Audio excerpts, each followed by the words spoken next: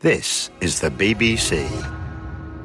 Hello, I'm Fee Glover and this is the Listening Project podcast. You've downloaded it from the mothership of Radio 4 in order to hear surprising, tender, thoughtful and sometimes mind-bogglingly honest snatches of conversation between friends, lovers, family members, all sorts really. Prepare to be delighted. Hello. Straight to it this week. There might be a theme of family support in this programme, but as you'll hear, each conversation is remarkably different, and we'll start with one between mother and daughter, Anne and Nicola. Anne had a stroke 10 years ago while she was on holiday in Italy. She went into a coma, had to spend 3 months in hospital there before coming back to a hospital in Belfast, and she was wheelchair-bound for 2 years and unable to speak, apart from using the phrase happy days. It's a suitable phrase to be able to say because, as I think you'll hear, Anne sounds like a woman who can look on the bright side of life. She has now regained much more of her speech, but she's been left suffering from aphasia, which affects her ability to use language.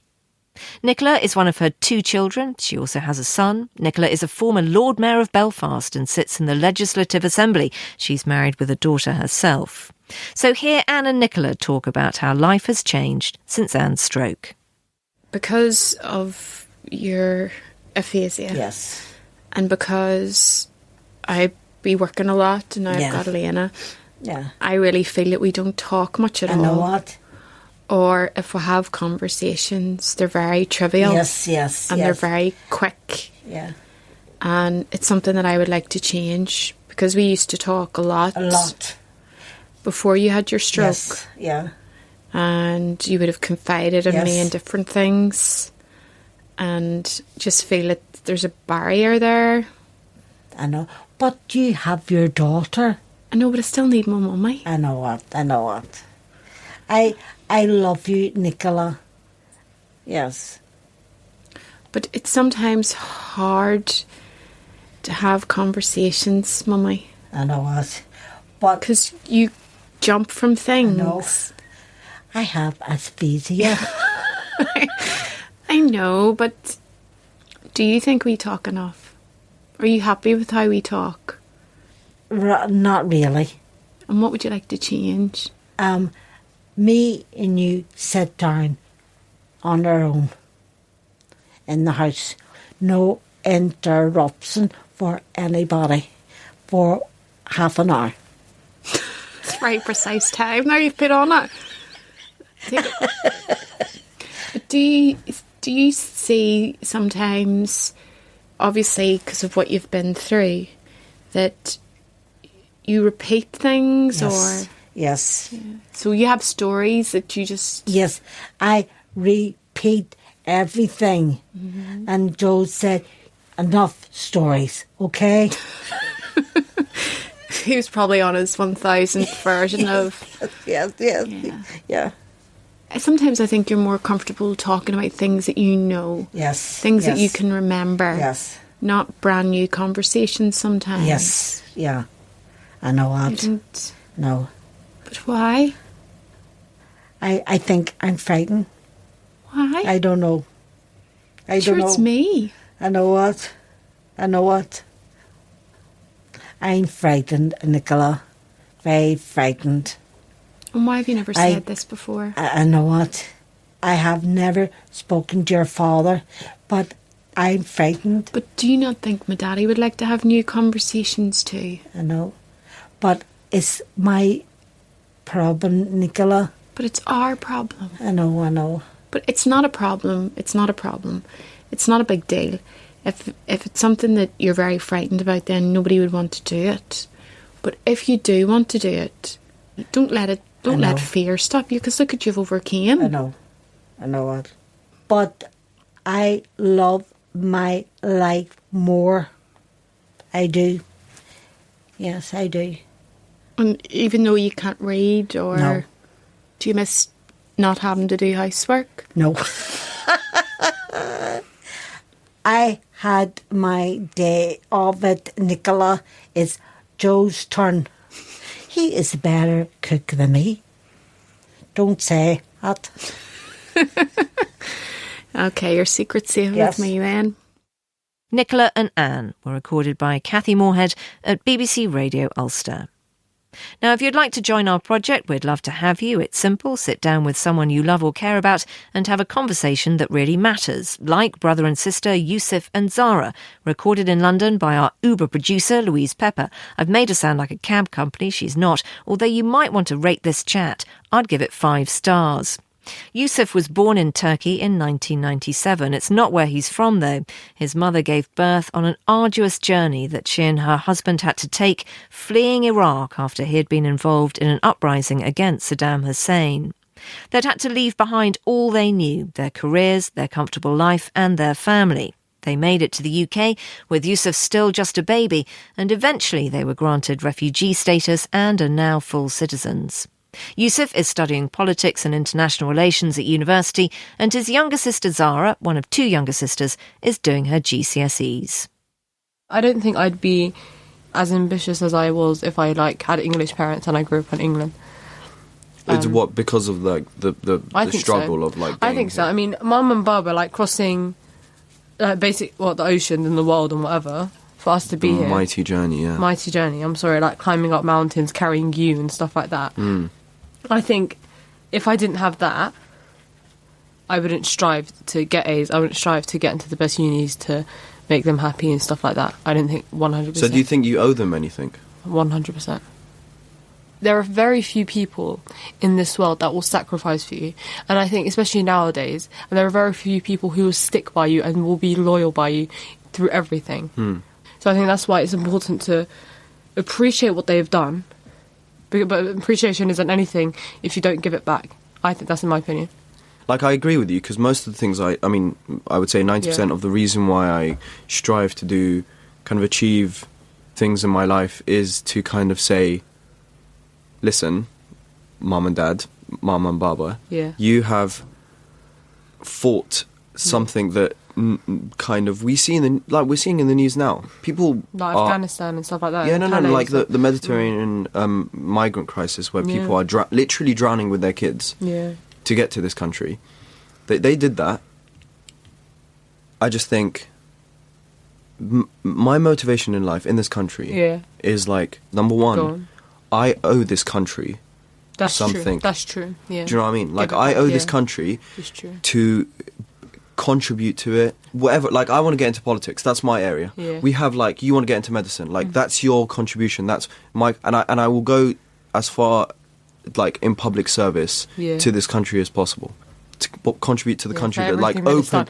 I'm sorry. They've given me shelter. They came in here with nothing, and then we had free NHS, free health service, free healthcare, free housing, the world class education, an opportunity to go to basically the best universities in the world. Acceptance as well. And acceptance. It's not we're not isolated. We're not isolated. Yeah, we have I don't see stones being thrown at us. No. Yeah. And okay, that's one part of my motivation. My second part is okay, Mum and Baba, I owe you something. Yeah.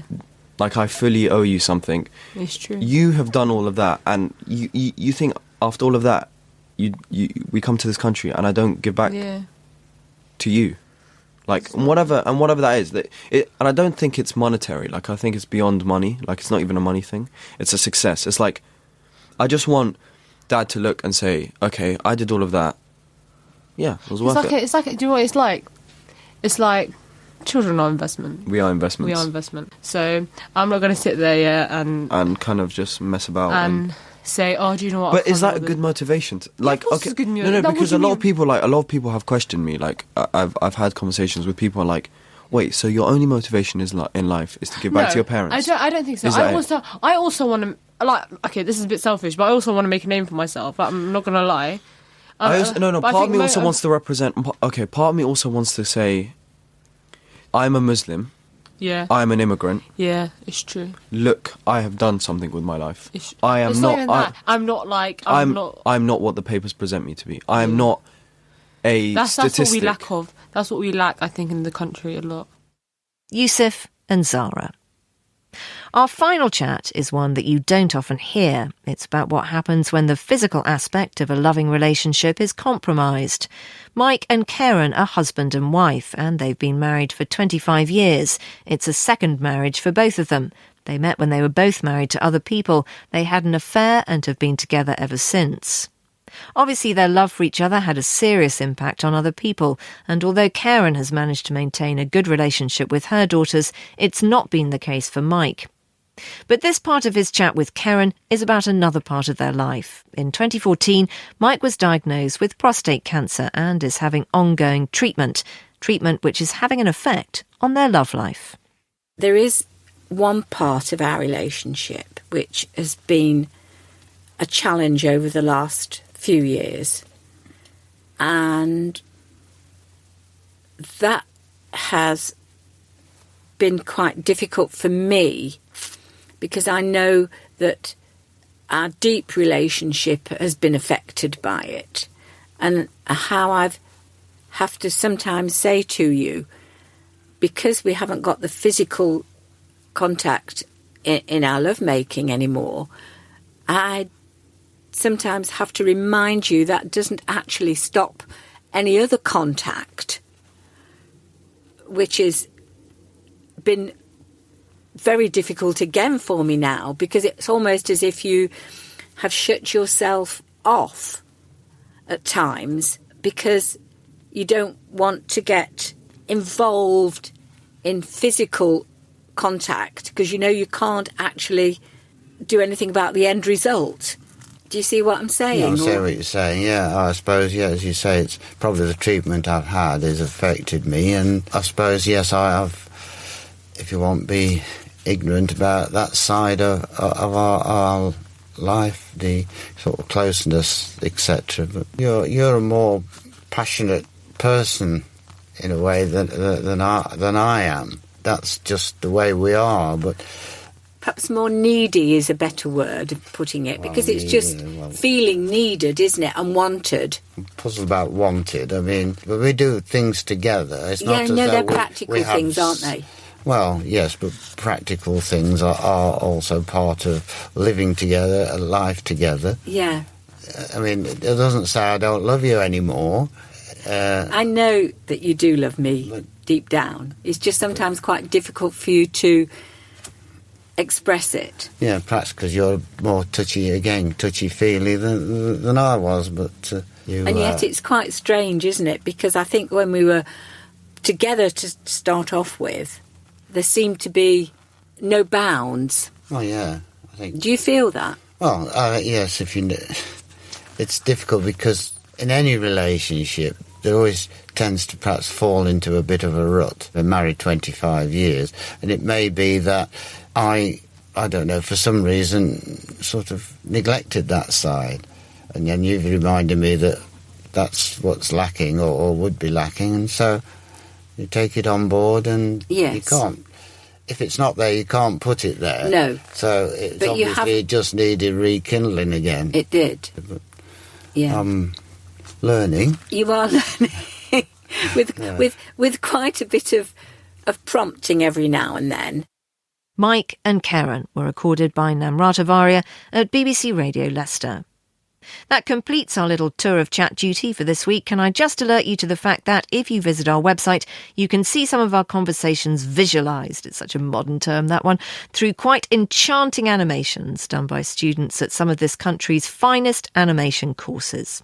It's a lovely way to while away a few minutes of your time lost in someone else's life because they want to share it with you. Oh, go on, you can't keep watching cat bloopers, can you? Until next time, happy listening and goodbye. So that's the download. Thank you for listening. If you're anything like me, I suspect you don't want to stop now, do you? So why not pop some more in between your ears and see what happens? Visit bbc.co.uk/listening project to fill up your tank.